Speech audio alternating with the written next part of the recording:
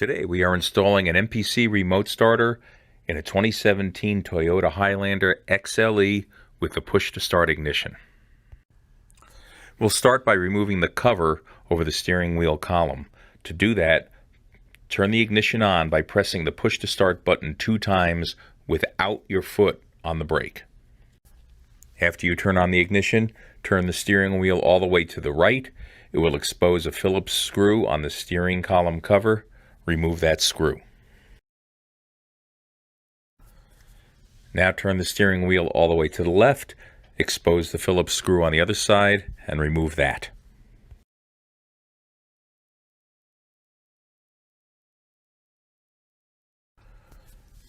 Release the steering column tilt lever, move the steering column all the way up and all the way out. Press the push-to-start button 1 time, again without your foot on the brake, and that will turn the ignition off. Separate the upper and lower halves of the steering column cover by pulling down gently on the lower section.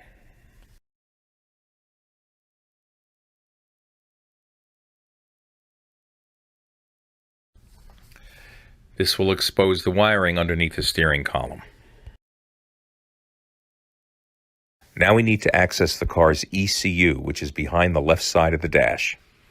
To do that, we'll need to remove 2 Phillips screws from the bottom of the dash here and here.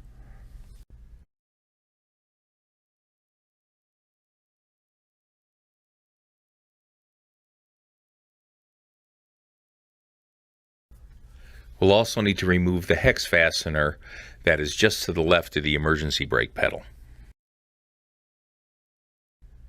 Now use a pry tool to remove the sail panel from inside the door jamb. Now remove the 10mm hex bolt that secures the left side of the dash. And then use a pry tool to carefully remove the cover on the left side of the dash. We're now ready to remove the lower dash assembly.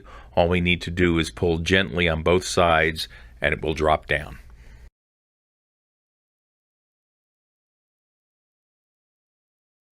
You will see the ECU behind the left side of the dash. The only plug we need to work with at the ECU is the one right here. In some versions of the Highlander, there may be another plug above it. These plugs to the right of it may or may not be there, but this is the only plug we need to be concerned with. The other plug we'll need in the car is the plug that goes to the steering lock module. It's on the underside of the steering wheel assembly. To start the installation, remove the steering lock plug by pressing on the tab, then plug it into the matching plug on the T-harness assembly. Take the male plug from the T-harness assembly and plug it back into the module in the car. Your harness assembly has 2 sets of large white plugs. One is labeled A, one is labeled B. Today we will be working with the B plugs only. Do not use the A plugs. Please note that some of our T-harnesses will only have B plugs. You will not see any A plugs at all. Route those B plugs behind the metal frame that supports the left side of the dash and out in front of the ECU. Remove the tape from the B plug and go back to the plug on the ECU that we identified earlier.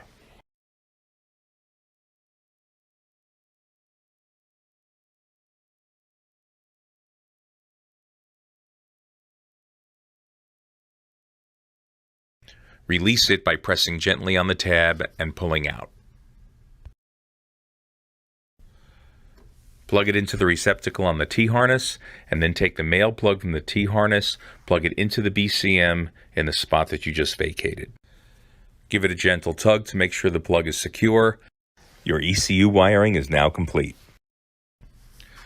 Your T-harness assembly has 3 small plugs labeled Evo All, Evo 1, and Door Lock. In this installation, those plugs will not be used. Some of our Toyota harnesses will not have these plugs, so you can disregard them completely. Now it's time to program the EVO module. On your T-harness assembly, you'll see two small black plugs, each with 4 wires. This is known as your data link cable. Take the end of the data link cable that does not have the locking tab, and while you're holding down the program button on the side of the EVO wall, plug the data link cable into the module. Continue to hold the program button while you plug the data link cable into the EVO module. The LEDs will start to cycle, blue, then yellow, then red. Release the button when only the blue LED is lit. If you release the button and a different color LED is lit or LEDs are flashing, unplug the data link cable and start the process again.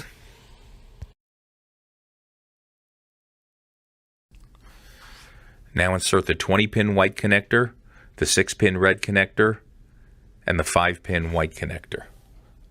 The blue LED should remain lit this entire time. Now turn on the ignition by pressing your push to start button 2 times without your foot on the brake pedal. After a few seconds, the blue LED will start to flash rapidly. Press your push to start button 1 time and the LED will shut off. Programming is now complete. Close all the doors and we'll test the system. Press the lock button on the remote control 3 times. Each press should be about 1 second apart. You'll see the parking lights flash 3 times. You'll hear a beep.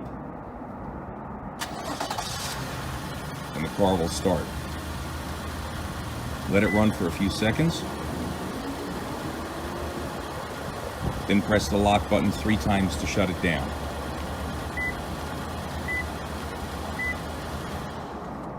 You can also shut it down by simply opening a door while the car is running. Now we need to stow the EVO module, bundle up and stow all the wires. Gather the wires together and bundle them either using electrical tape or Tessa tape or zip ties. Once you have them bundled, you can stow them behind the dash in front of the ECU. One important note, the moving parts you see here are the emergency brake assembly.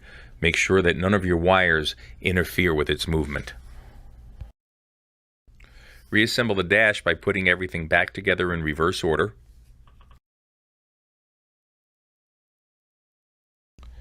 Replace the cap at the end of the dash. Snap the lower steering column cover back into place and replace the 2 Phillips screws that you took out earlier.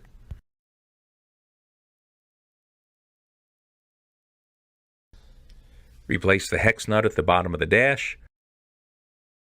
Give the system one final test. Make sure that the hood is completely closed, as it's easy to inadvertently press the hood release button on the dash during installation. Installation is now complete.